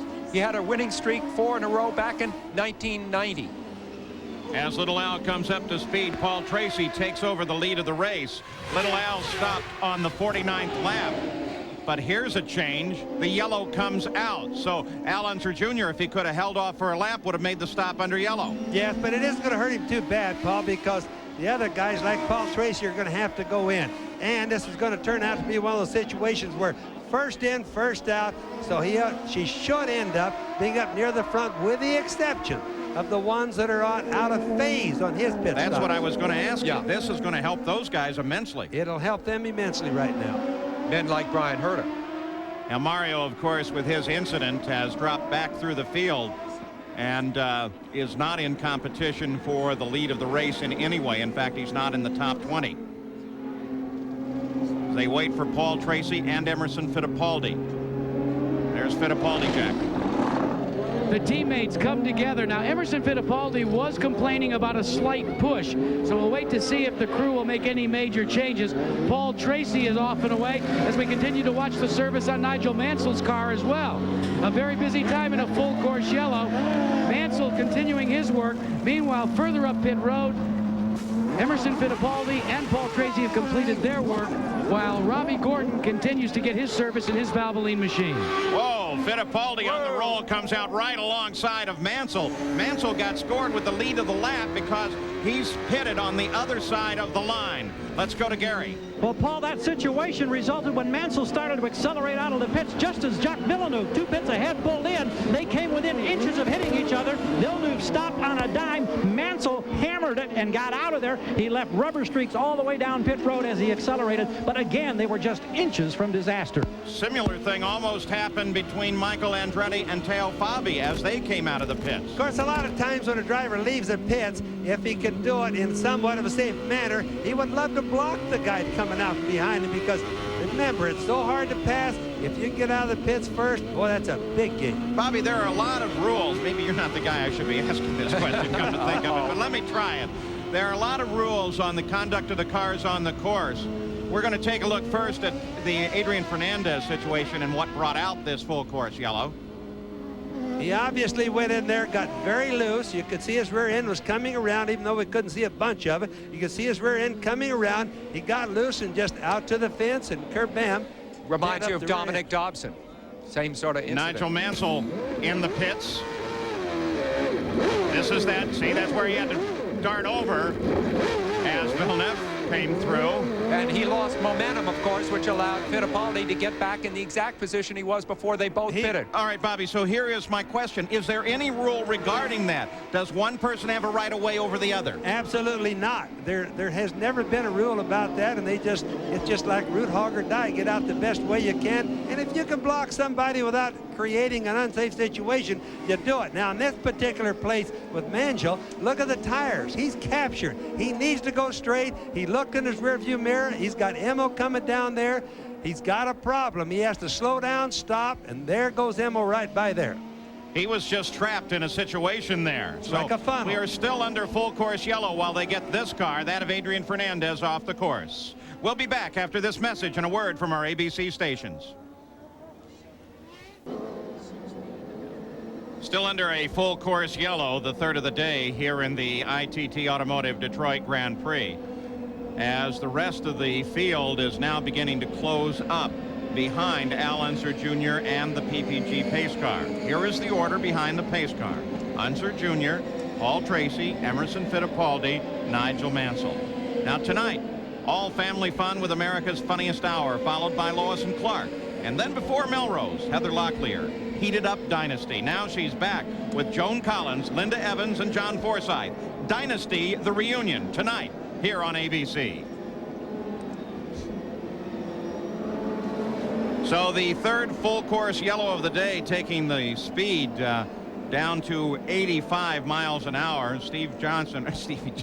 We call Stefan Johansson Stevie Johnson when we're not on the air. Now we've done it on the air, and so I quit. Stefan Johansson is pulled off the course, climbed out of the car, and his day apparently is over. We'll try to keep track of him and find out what that problem was, Bobby. And his happened under the yellow flag when he's going slow, so Lord only knows what went wrong with him. But, you know, the thing that is interesting is the drivers and teams that planned their one-stop race or one-stop pit stop for the race have all failed now. All the guys that have planned a two-stop race are the ones that are out in front. Our EDS scoring showing us that 12 cars still remain on the lead lap, led, of course, by Al Unser Jr. Now, take a look at this. This was Nigel as he was coming out. He was already at the point we picked it up there around Villeneuve. Now let's take a look. This is an entirely different view of that same stop and shows you how he got trapped. Watch for Villeneuve. Whoa. Yeah, split-second stuff. You know, out on the track, you fall into sort of a rhythm, but in the pits, that never happens. And the one thing that we didn't see is those right ahead. Look at the tires right out in front of him. That's what was causing the problem. Somebody else's tires for somebody else's pit stop. That's what caused the first part, and then comes by Emerson after the Villeneuve thing. So Nigel was like the Civic Center down in L.A. Look, too, at the frustration on the crew when they realized what's happened here. Yeah, because they know they've lost the spot to Fittipaldi.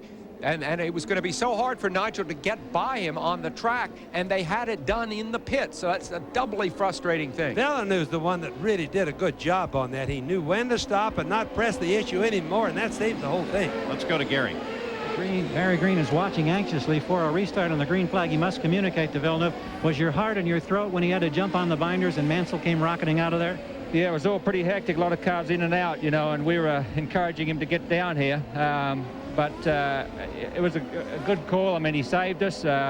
We just got a little bit crossed up there.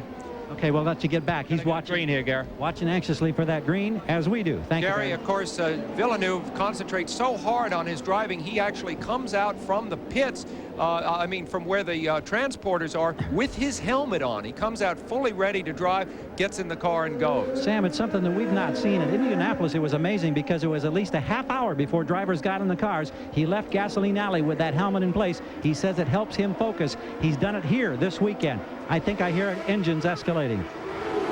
As they throttle up, the green flag comes out once again on the 53rd lap with Al Unser Jr. leading the field around. Let's give you the order at the front. Unser Jr. followed by Tracy, followed by Fittipaldi, Mansell, Gordon, Teo Fabi, Michael Andretti, Bobby Rahal, Jacques Villeneuve, and then, of course, Gugelmin. Now watch there, though. You got little Al in the 31 car, Paul Tracy, right behind him. Now they've got a lot of traffic that is down almost a lap or whatever in front of them. This is where the problems are going to come. Well, just as the race ended last week at Milwaukee, the Penske cars are running 1, 2, 3, and you wonder, is that good for the sport that one team is so dominating it? I don't think it matters a bit because you realize these drivers are racing each other. This is not formation. Whoa! Case in point, gentlemen. Right there. He got tagged. Al Unser Jr. tagged from behind. Paul Tracy was the culprit, and that sent him off into the barrier. There goes the streak of 4 consecutive wins. And he is very mad. Maybe not. Maybe not. Little Al is possible. has incredible luck. This is the guy that one is going to have to worry about when Little Al gets a hold of him. Look at the tire mark on the front of Tracy's nose. Little Al's going to be very upset over that one. This is the 3rd consecutive year that Tracy has seized the lead on this track. They're closing on Vassar. Now watch the car on the left. Tracy's coming up. Went right down and booted Little Al, booted him off, and there he goes into the tires. Nothing Little Al could do, plus he didn't expect it to happen. I don't think that's going to be a very popular move within the team. Do you, Bobby? Well, it won't be. 2 cars on the same team, Sam, unfortunately have to be a little bit more careful than they would be if they were competitors on different teams. The good news seemed to be that Little Al's car looked to be fairly intact. Watch it as it passes through the barrier here. But obviously he's on the brakes, Paul, so hard he's probably got the engine killed on the thing right there. There he is. Let's take a look at the wings and everything. He looks to be in pretty good shape.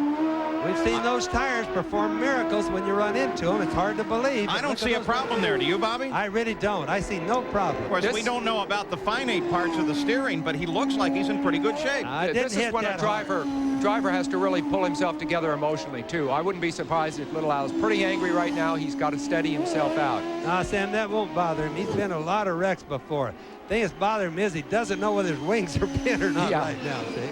Let's go to the pits once again, Jack Arute. Well, Paul, one of the things that Team Penske does, according to Richard Buck, is they go over, kind of like the way we do before a race as far as what we think is going to happen. They go over all of the scenarios.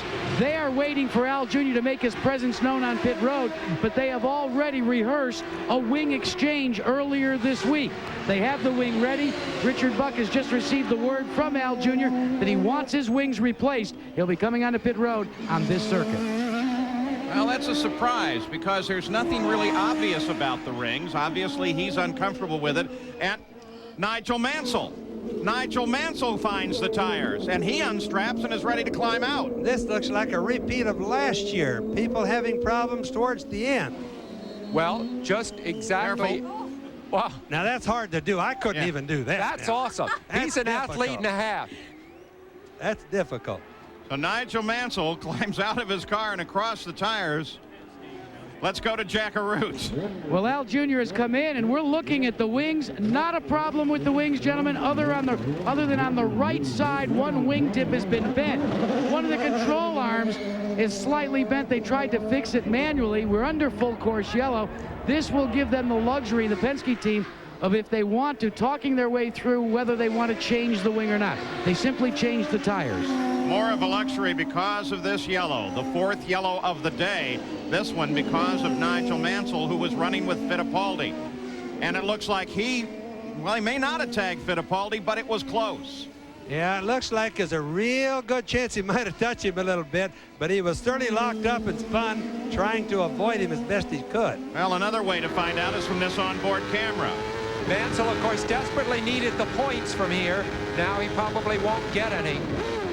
They're about 2 turns away from where it happened, so watch closely.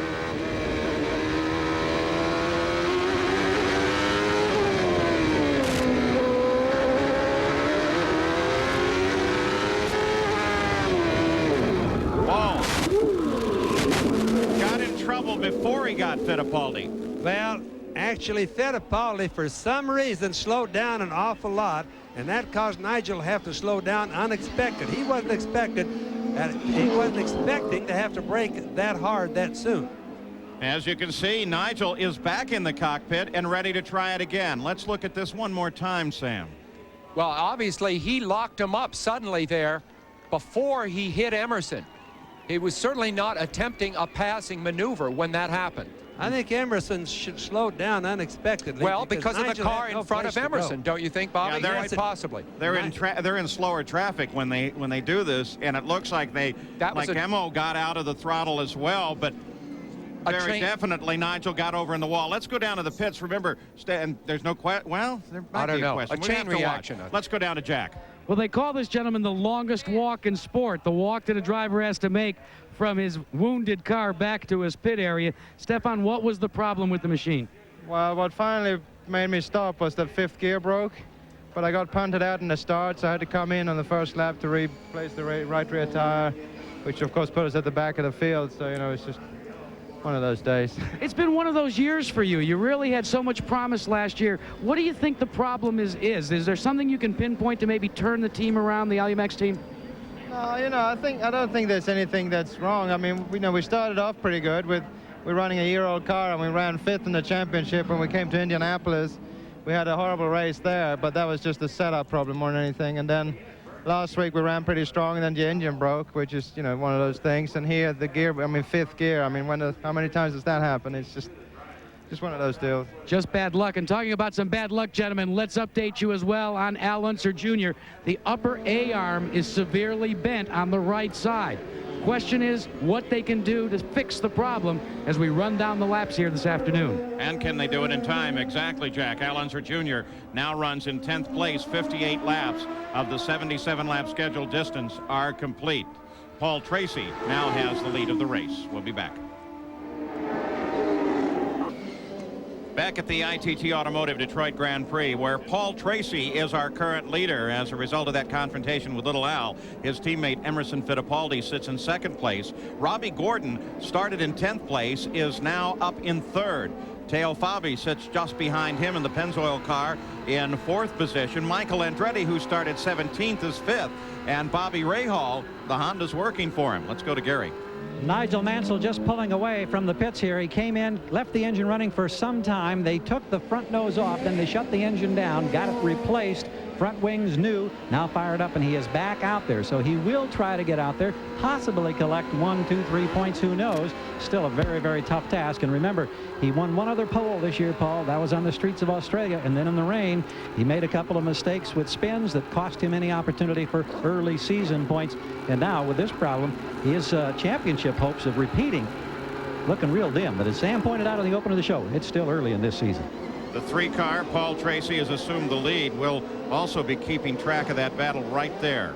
Emerson Fittipaldi with Robbie Gordon just behind him, Teo Fabi, and then Michael Andretti. As they begin to pick the pace up now, they'll be coming back to a green flag. Paul Tracy may win this race, but I believe he will arrive in the pits to a stony reception from the Penske team. Remember, Little Al was put out of this race by his teammate Danny. Down in 5th and 6th place throughout much of it. He made no mistakes. He came slowly up. Suddenly he's battling for a position on the podium. And even though he's not making mistakes, Sam, he's still charging hard. Robbie Gordon is definitely one of the best newcomers that we've seen in a long time, and he's with a good team, and we're on board with him right there in the Valvoline Cummins car, and it's a good camera shot that we have. Paul Tracy is 1.5 seconds ahead of Emerson Fittipaldi. So in just those few laps since the green, Tracy's been able to pull away just a bit. This is the battle on the course for second between Fittipaldi and Gordon. Teo Fabi has been held up by Scott Goodyear and is trying to get around as he runs in 4th place and would like to get back in this fight.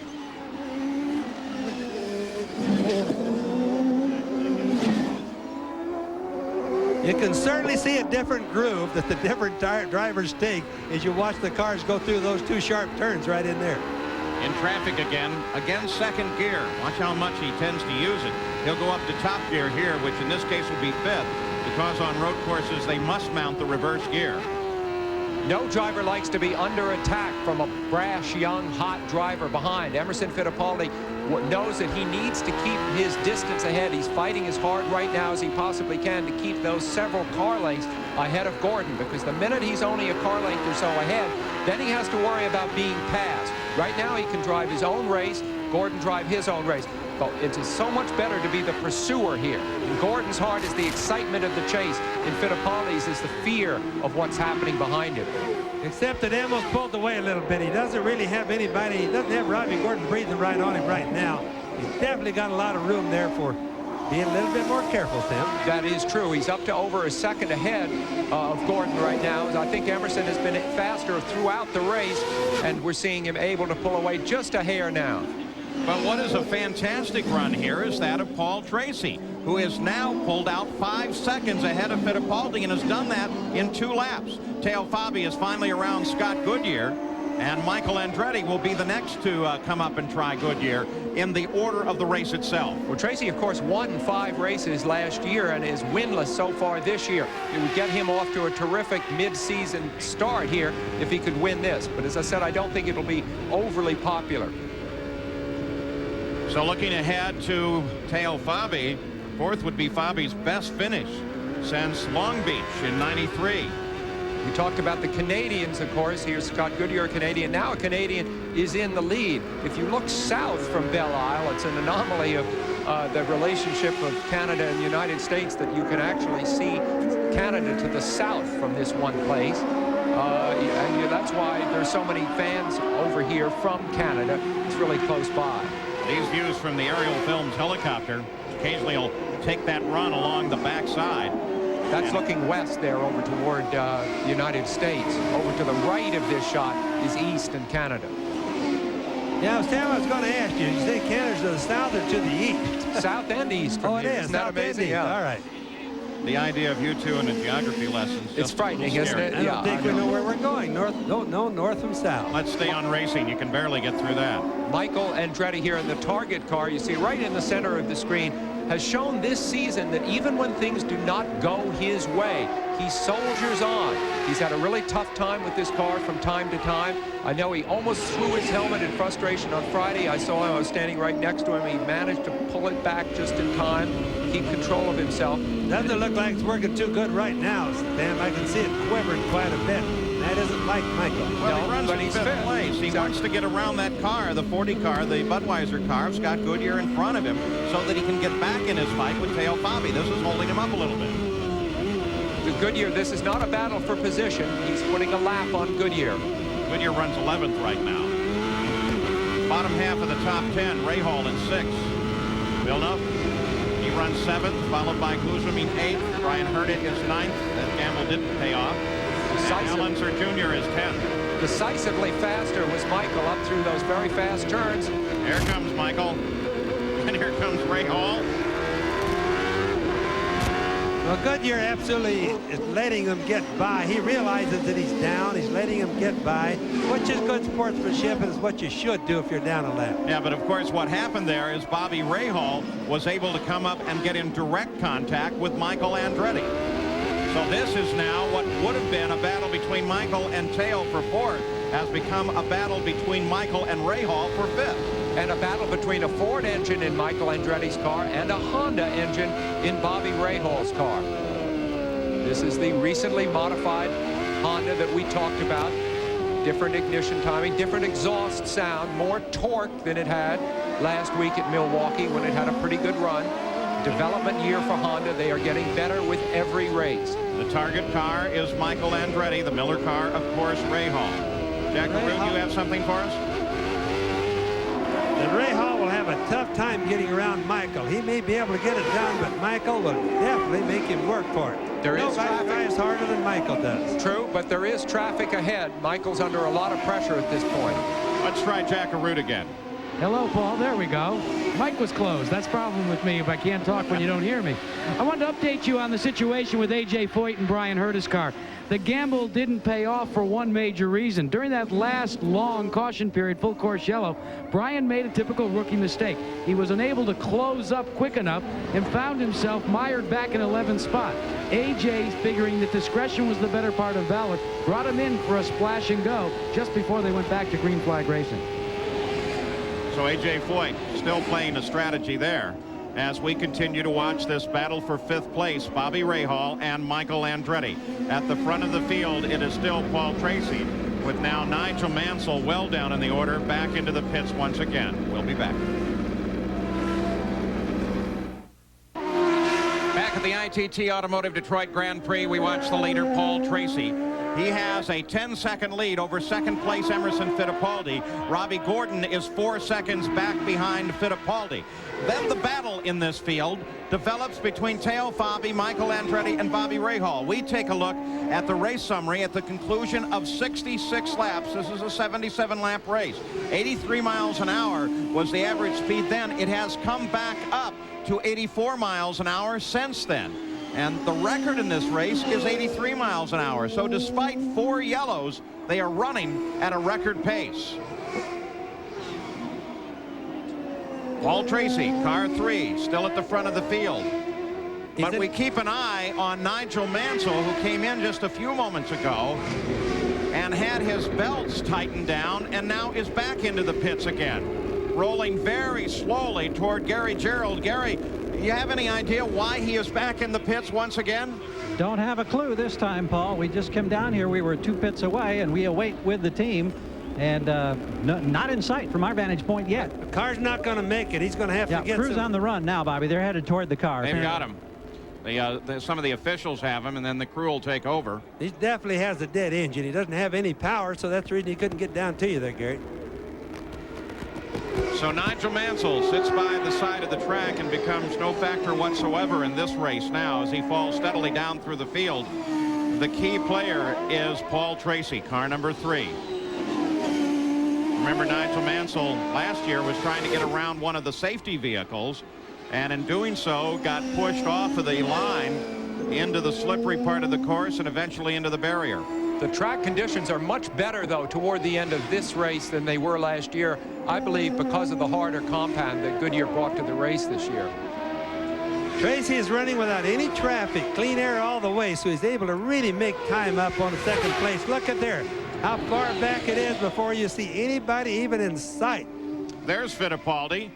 Long way back. Tracy picked up another 2 seconds out from Fittipaldi in just that last lap. He's now 12.3 seconds ahead of Fittipaldi. Last year when Tracy went on his mid-season tear, winning so many races there, it was after a 3rd place. It was at Portland last year. He was 3rd at Milwaukee last week. So there's something about a calm finish that seems to settle him down. Then he gets hot. Paul Tracy is running the fastest laps of his race. In fact, his fastest lap thus far was just 3 laps ago at 104.3 miles an hour. Nigel, of course, is in championship trouble being out of the race, but he can take some solace in the fact that the leader of the championship, Al Unser Jr., has had, trouble as well and has been delayed. He's currently running at just 10th. Back through the order, Robbie Gordon runs in third place. Teo Fabi is fourth. And this car, Michael Andretti, is in fifth place right now, trying to pursue Teo Fabi. Bobby Rahal is just behind Michael. You see how close behind Michael Andretti Bobby Rahal is in that black and yellow car that we're now looking out over the nose of. Honda-powered car with Rahal. Rahal almost never, ever makes a driving error. He's fast and he's very, very skilled. Let's go to the pits. Gary Gerald is with Nigel. Nigel has come out now with the helmet off. A motor problem ends up being the culprit finally? Yeah, we've had an exciting day, haven't we? One thing and another, but we're having a great dice there with Emerson, and I think maybe the back marker in front of him made him brake a little early, and that's why I tagged his back. But then we got going again, but then I think something's happened with the engine. The throttle cable's either broken or something, but it's not working too good at the moment. You got out of the car after the incident, then got back in. Then we saw you with a second pit stop securing the belt. Were you harnessed in to begin with? Yeah, I was partly. One of the belts was undone, and I radioed to the pit where were we, and they said 20th place, and it wasn't worth taking that risk for so many laps being out of the point, so we came in and put the other belt in, and then as it happens, we've had a mechanical problem anyway. It's got to be a huge disappointment because of this point situation when you look at where you are now in comparison to the great success, particularly on the ovals at this point last year. Yeah, but it's been an exciting race, and I think it was very good up until we had a problem, and you know, there's a lot of racing still left in the season, and the Newman Haas team worked superbly. They deserve better today, but that's motor racing. We've been in it a long time, and we know that next week will be a new week. Any announcements about your racing future in the next few days? It's over at the moment. All right. Thank you, Nigel. So Nigel Mansell, you just saw Teo Fabi come around. There comes the target car of Michael Andretti and the Miller car of Bobby Rahal. Now that is a battle for fourth place. Teo Fabi currently occupying that position. Rahal has worked everything he can do. He's gone low, high, used every groove he can use. He's cut across the curb, but he can't pull up on Michael. Now, he knows right there he only has 5 laps left. So, and look right behind, there's Villeneuve. He's trying to get up into it. All of these guys are right together now. Both Michael Andretti and Jacques Villeneuve are driving Renard cars, and I talked to Adrian Renard, the owner and chief designer for that company, and he said he was disappointed in the way the teams did not work together. Obviously, this is their first year in IndyCar racing. They really need to share information. He had hoped that there would be more inter-team spirit than there has been. Sam, that isn't competition if you're giving the other guy your secrets. Maybe you better tell Renard it doesn't work that way. Not in the United States, anyway. Fight here for 8th place. The Hollywood car is Mauricio Gugelmin, and Brian Herta is just behind him. Brian started 19th, now runs up and does his fight with Mauricio Gugelmin. This is the closest fight on the course right now. Paul Tracy is still pulling away, but not nearly as fast as he was earlier. Gugelmin might have hoped for better from today. Remember, he started 5th and was running 5th and 6th in the early going. He's back right now in 8th in that very colorful car. You see it there.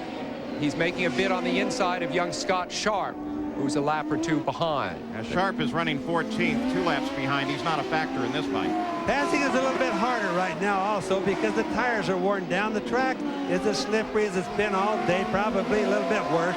With no tires or light of fuel, sometimes when the track gets slippery, a little heavy load of fuel makes the cars go faster. So that's the reason we're seeing passing so hard to do right now. This is exciting stuff, though, as Brian Herta is in an ideal position. Gugelmin is going to be bottled up behind the slower car of Scott Sharp, and we may see an effort by Herta to make a pass.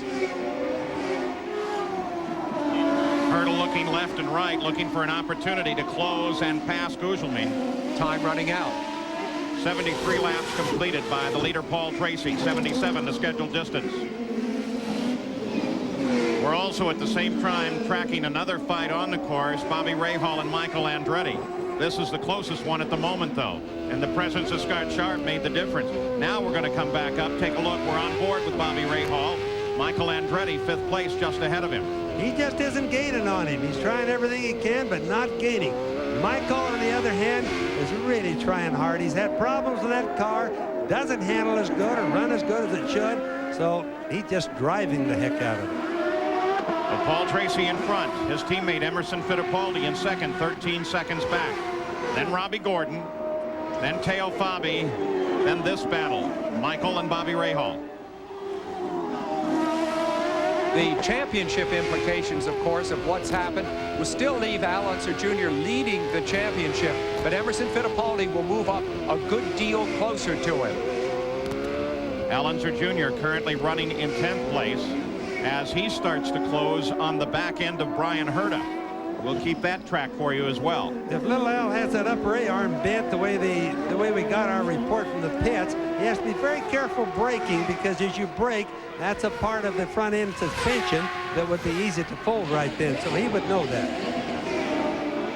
That's always a scary experience, isn't it, Bobby, when you're driving and you know that at any split second some vital suspension part on your car may snap.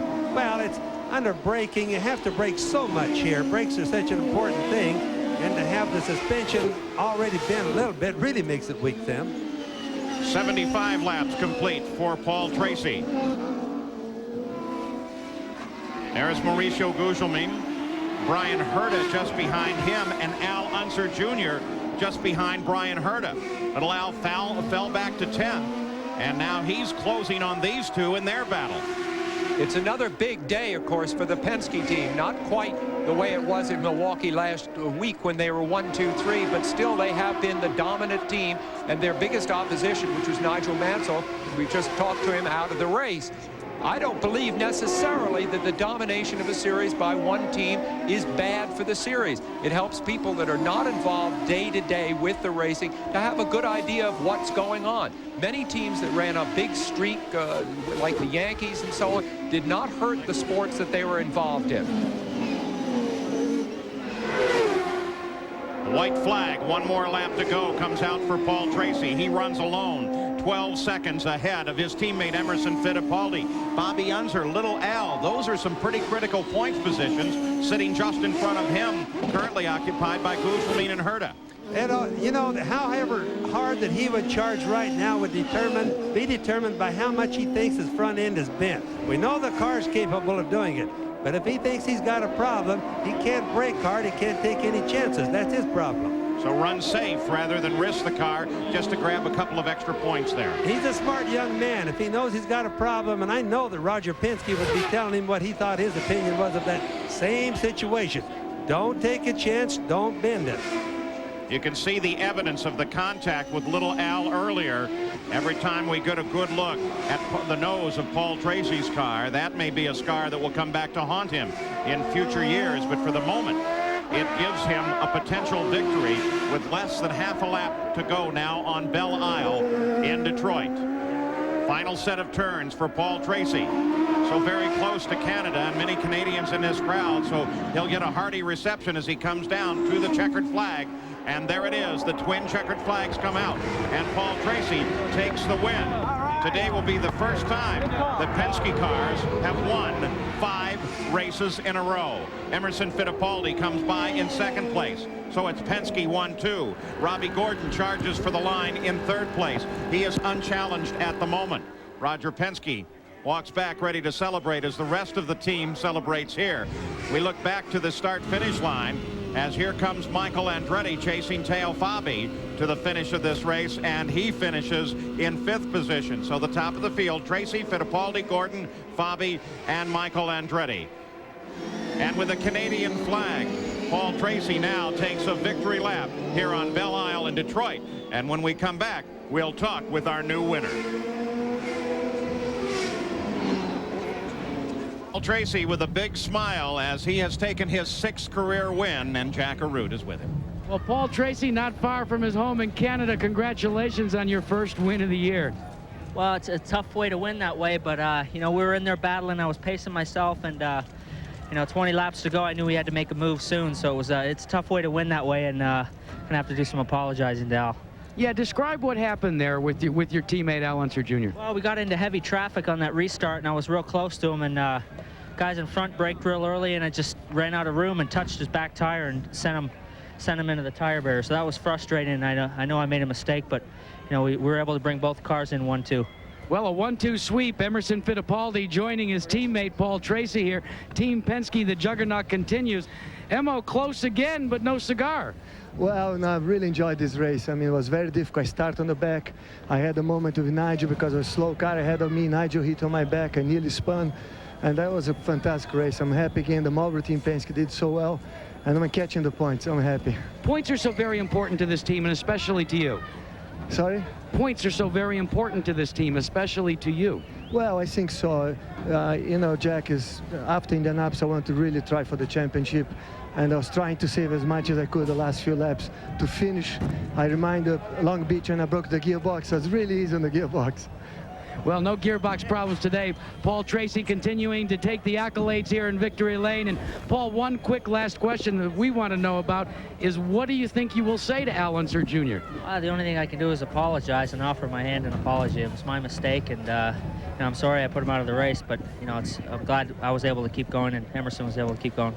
Gary Gerould, you can't say much more than that, but you're with the captain. Well, indeed we are, Jack. 2/3 of this team is happy, and Al has gotten out of the car, Roger, and is elected not to talk to anybody at this point. I guess you're the designated spokesman. So already we have heard now from Paul Tracy that he says, I owe Al an apology, and that'll be the first thing he will tell him. Can you tell us, first of all, why is not Al electing to talk? Well, Al finished 10th in the race. I think that he was disappointed. Obviously, he ran a great race. I'm sure that he and Paul have a discussion about it at this point. Congratulations certainly to Paul and to Emo. It's unfortunate for Al, but you know, this is tough racing. You know, they ran out there together for a long time. The restart, they were behind the slower cars. They were trying to lap them, and just one of those things I saw where I guess even Mansell got into Emerson, so it was awful tight racing.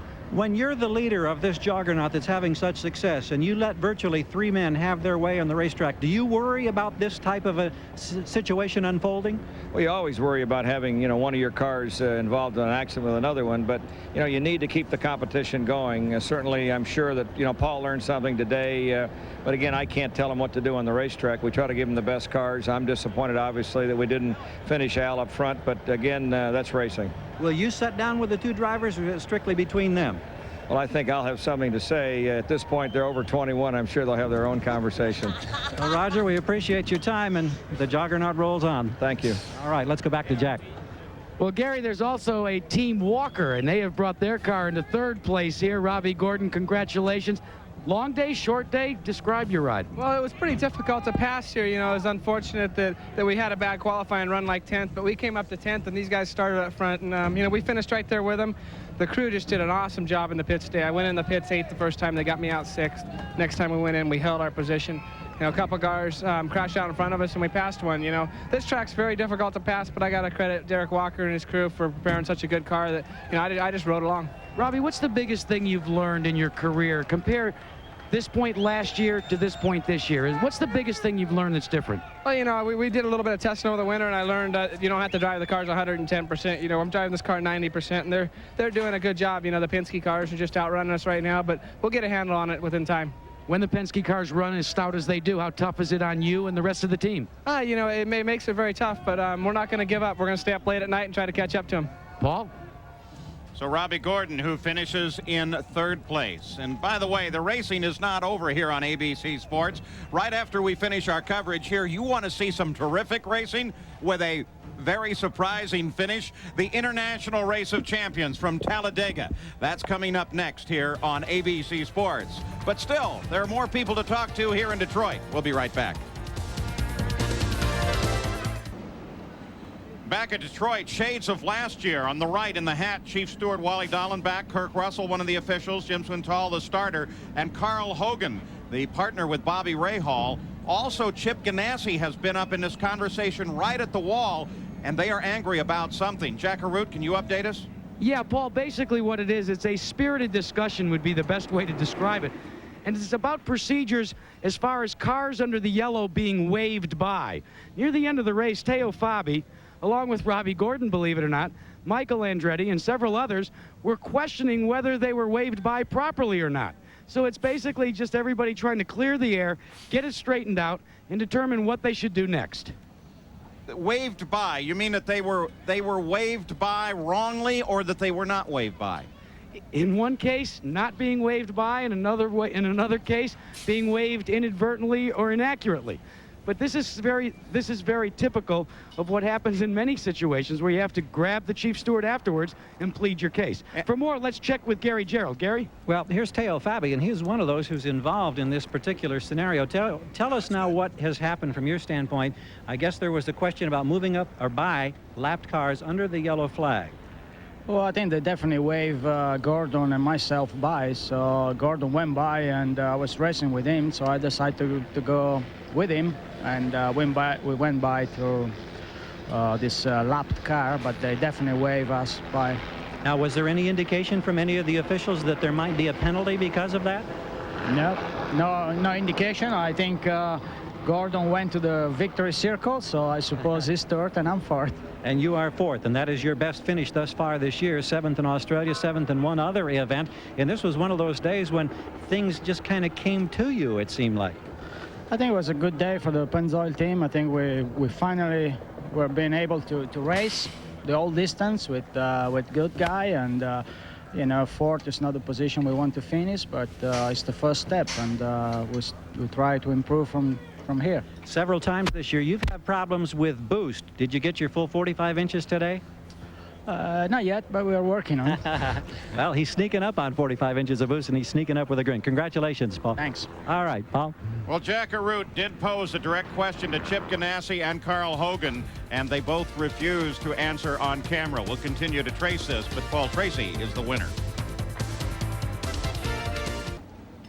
The Detroit River, Belle Isle below, one of America's most recognized corporate symbols. The Goodyear blimp hovers overhead, providing aerial views of the Detroit Grand Prix. Gary Gerould now is standing right next to the chief steward, who maybe can clear all this up for us. Well, Wally Dallenbach, tell us about this discussion that's been going on now with Carl Hogan, with Chip Ganassi, and I know it's about this business of being waved by cars under the yellow flag. What is your procedure?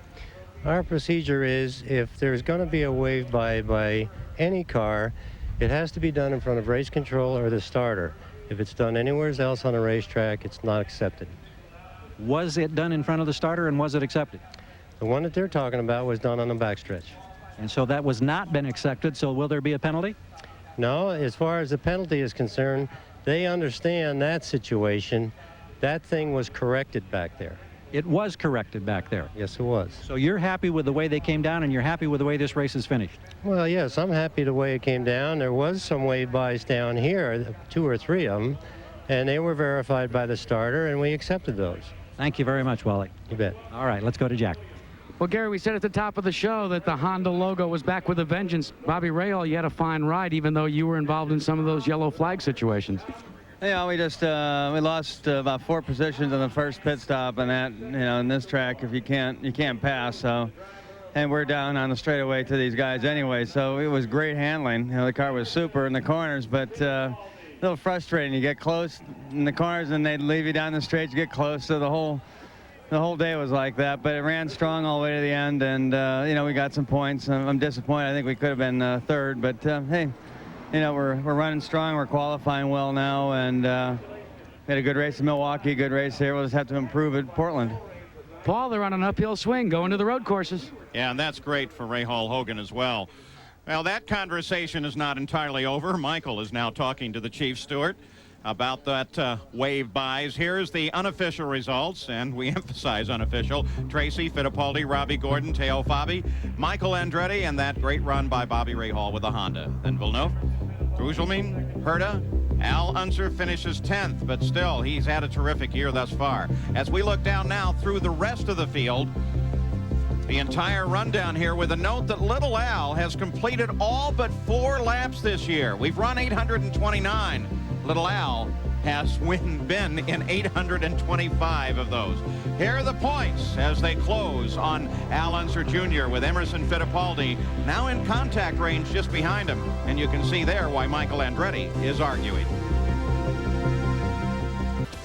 So Paul Tracy has taken the win in Detroit as the fans now head home. Michael Andretti's concern, of course, that he might have been in a better position with better points. That is still to be argued. We started the day wondering, could Little Al be beaten in the championship? He led going into this race by 25 points. That lead has been cut in half. He now leads only by 13. And Fittipaldi is the man closing in, followed by Michael. In 2 weeks, it's to Delta Park in Portland for the Indy cars. That coverage will come to you on ESPN. But for the day, it's done in Detroit. I'm Paul Page for Sam Posey, Bobby Unser, Gary Gerald, and Jack Arute. Thanks for joining us here, and congratulations to Paul Tracy and Team Penske.